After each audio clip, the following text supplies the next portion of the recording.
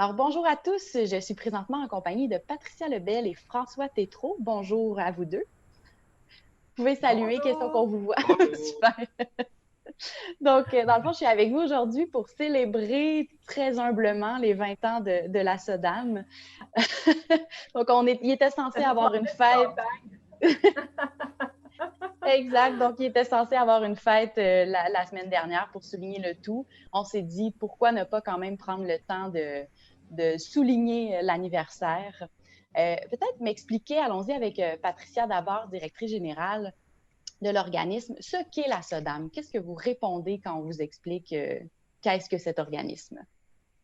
Ben, la SODAM, c'est une entreprise d'économie sociale qui est née en 2000 et qui a été créée par des citoyens qui souhaitaient stimuler, dynamiser la vie culturelle de notre ville.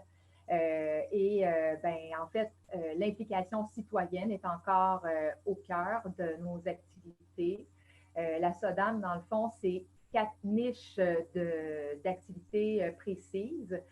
Donc, on a une expertise avec les 4 volets qui sont Circana, en fait, avec le cirque, Objectif Éco-Territoire, qu'on connaît aussi beaucoup grâce au marché public qu'on réalise depuis 12 ans maintenant. La Société d'histoire de Mascouche, qu'on a appelé longtemps SODAM Patrimoine, qui est coordonnée justement par François. Et on a l'acoustique, qui est celui, en fait, qui est né en premier.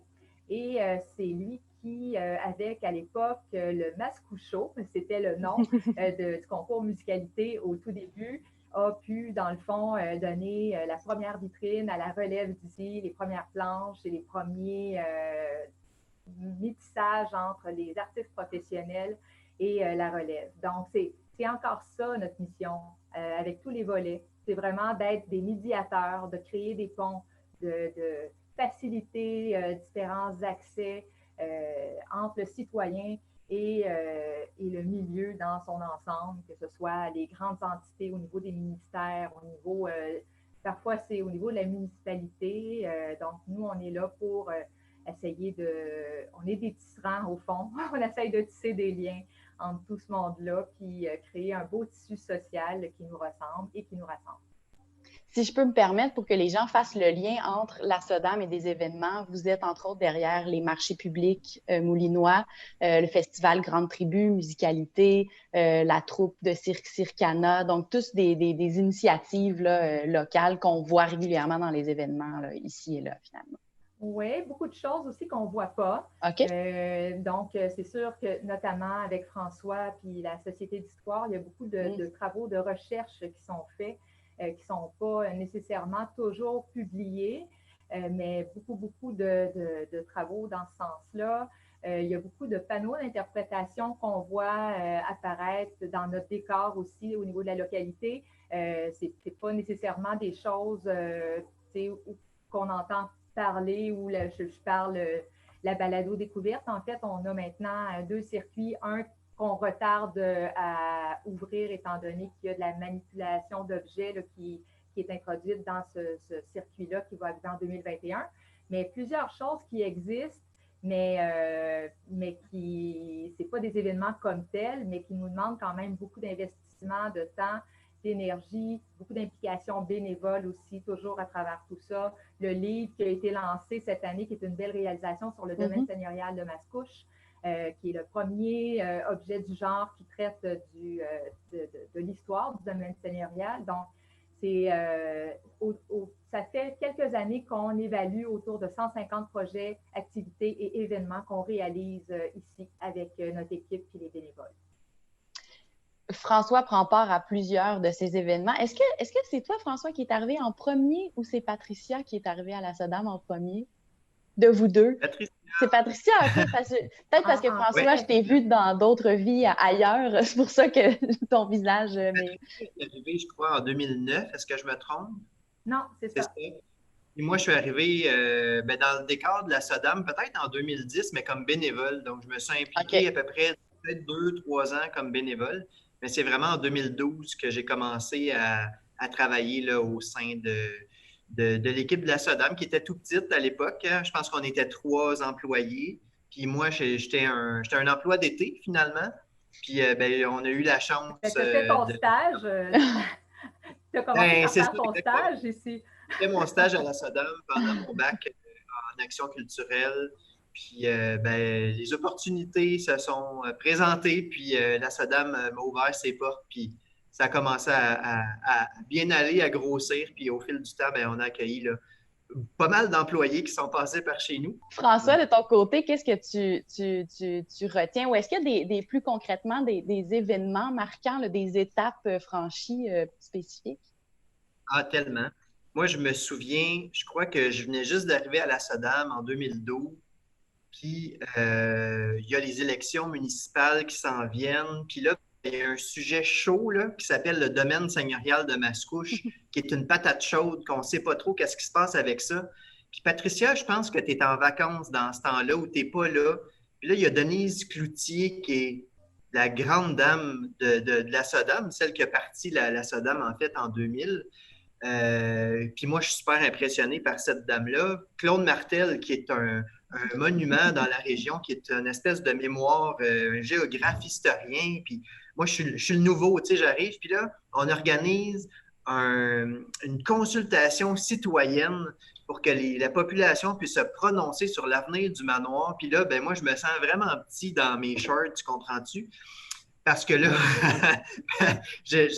puis on a participé à ça. Ce que je trouve beau, c'est le succès qu'on a reçu avec ça, puisque, bon, les élections étant présentes, les politiciens qui étaient présents en ont fait un peu leur cheval de bataille pour la suite. Puis on connaît en fait la suite. Bon, la ville a acheté le domaine, etc. Puis on est encore très impliqué dans ce projet-là aujourd'hui. Puis ça, ben, pour moi, c'est une grande fierté parce que c'est aussi un projet d'avenir. Donc, c'est quelque chose qui nous amène une vision. Puis c'est un des projets dans une période covidienne incertaine dans lequel on peut se projeter. Donc, c'est une chose à laquelle on peut se rattacher encore aujourd'hui. C'est très enthousiasmant de travailler sur un parc touristique comme ça, extraordinaire, qui s'en vient pour notre localité. Donc ça, c'est un de mes premiers souvenirs, mais qui me fait encore travailler puis qui fait que je peux me projeter dans l'avenir avec la SODAM puis la Société d'histoire. Fait que ça, c'est quand même exceptionnel. Que je pense au grand rassemblement des nains de jardin, un coup de pub qu'on avait voulu faire pour le marché public. Je me rappelle même pas c'est en quelle année. C'est-tu en 2014, en 2013? J'espérais que tu m'en parles. Je suis toute énervée. Je voulais juste parler des nains de jardin. Je pense en 2016, François. Oui. En 2016 peut-être, mais tu sais, ça, c'était un vrai projet SODAM, une bulle au cerveau qu'on a eue, puis on s'est dit, on le fait! Avec les moyens qu'on avait, avec les stagiaires qu'on avait à l'époque qui se sont donnés, mais complètement corps et âme. Puis on a réussi à organiser un happening de nains de jardin à l'île des Moulins pour faire un coup de pub pour, c'est ça, le marché public qui commençait.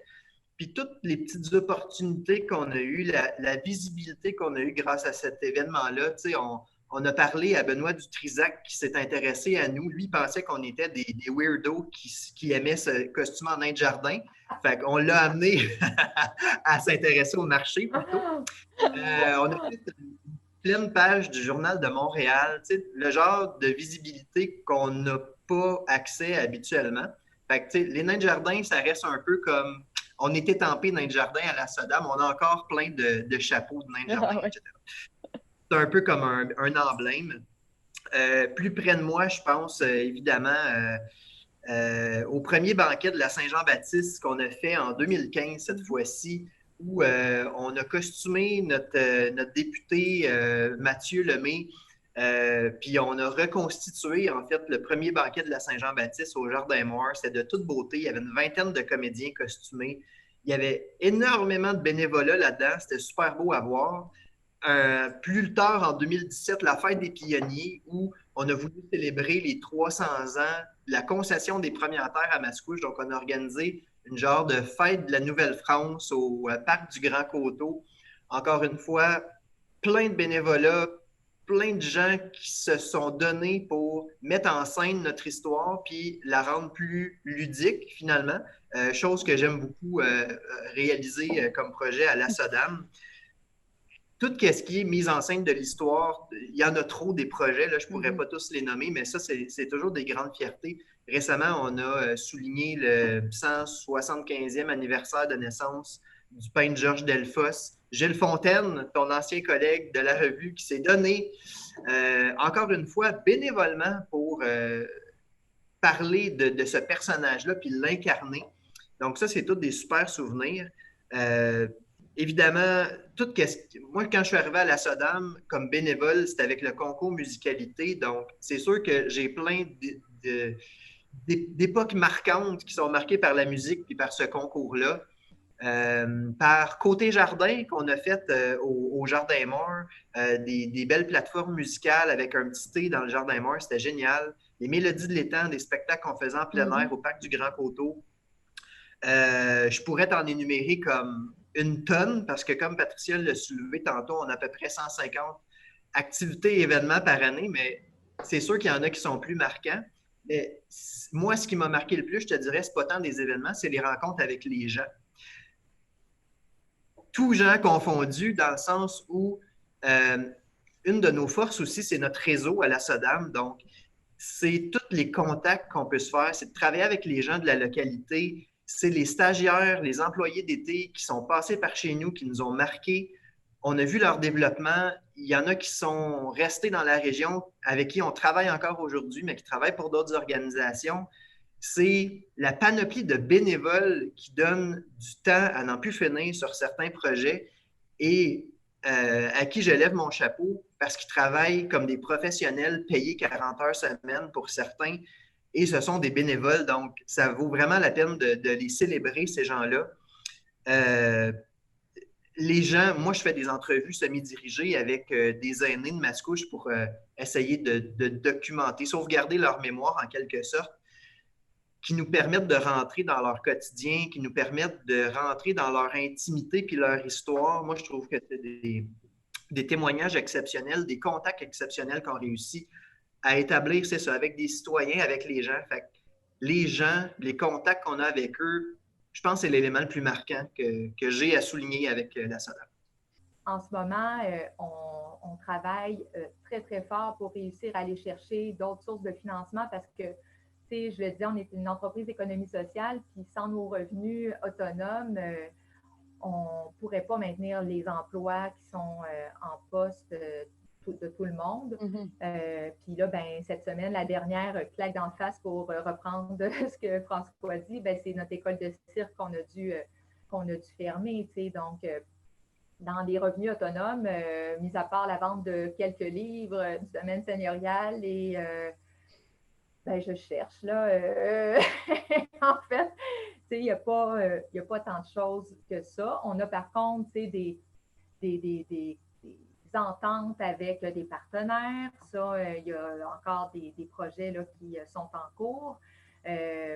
Mais concrètement, il faut vraiment, si on regarde la première vague de la COVID versus aujourd'hui, la première vague, ce qu'on a fait, c'est essayer de patcher puis de dire, OK, qu'est-ce qu'on peut faire puis comment on peut se revirer de bord pour le faire quand même, pour que ce soit sécuritaire, puis qu'est-ce qu'on annule ou qu'est-ce qu'on reporte, mettons, en 2021.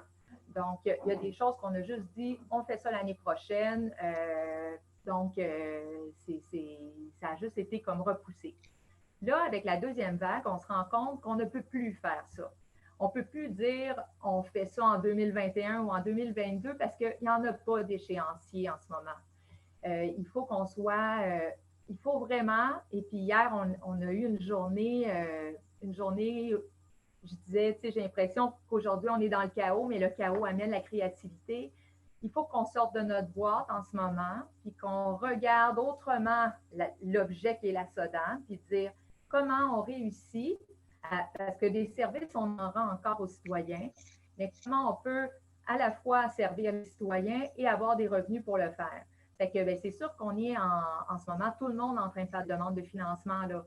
Tous les programmes qu'on voit, c'est notre bouée de sauvetage. Parce qu'on a tout plein de projets de toute façon qui sont prêts, qui sont mûrs. Donc, c'est là où on planche pour pouvoir les réaliser. Ce qui aussi nous nous aide, ou en tout cas, la structure, dans la façon qu'on est fait aussi, le volet social, il est très, très présent. On est, oui, culturel, mais l'intervention sociale est au cœur aussi de nos activités. Et on voit à quel point les communautés qui sont plus vulnérables ont besoin aussi de notre intervention. On est en ce moment en train de réaliser le projet de musique sociale avec Uniatox, qu'on a dû remanier 100 fois depuis le mois de mars passé. Mais il est en ce moment en train de se réaliser. Donc, on est en train de former, dans le fond, nos formateurs et les intervenants. Et c'est sûr que tout l'engagement au niveau du cirque social, la musique sociale, l'art social, c'est quelque chose qu'on va pousser naturellement là-dessus parce qu'on le sait, ça fait du bien d'arriver avec ce moyen-là pour intervenir. On sort d'un silo qui est pas un silo nécessairement, parce que ceux qui travaillent dans le communautaire au niveau de la santé publique, ben c'est souvent les mêmes intervenants qui ont souvent les mêmes moyens. Donc, nous autres, on propose quelque chose de différent. Et quand tu as des clientèles parfois qui sont plus marginales, donc d'apporter une proposition au niveau de l'intervention qui les pousse à faire une introspection par rapport à ce qui est généré, puis d'avoir une grande valorisation dans cet échange-là, puis dans la réalisation, ça donne des résultats. On l'a vu concrètement, entre autres, avec le projet de cirque social qu'on a fait à l'OMH l'année dernière, avec des cas qui nous fait pleurer là, par après, là, parce qu'on voit ce que ça a généré. Là. Encore là, on ne peut pas dire qu'on sauve des vies, mais on aide et on accompagne les gens à se sortir la tête de l'eau. Ça, on peut assurément le dire. Puis ça, c'est un volet sur lequel on va continuer à pousser. François aussi, avec les bénévoles, avec la Société d'histoire, il y a un projet axé sur les aînés pour aussi les sortir de leur isolement et leur permettre de transmettre leurs connaissances et leur mémoire. C'est aussi un autre beau projet. Donc, on est plus dans le souterrain un peu. On n'est pas dans l'éclat de l'événementiel, mais on le dit depuis longtemps. Moi, c'est un peu mon cheval de bataille de dire que la culture, c'est un outil de développement. C'est un outil de développement personnel, c'est un outil de développement économique, c'est un outil de développement à tous les niveaux, là, au niveau de notre aménagement du territoire, au niveau en fait, d'identité, tout ça, c'est super important de ne pas l'oublier et de venir l'intégrer dans les autres zones d'activité, en fait, de notre communauté.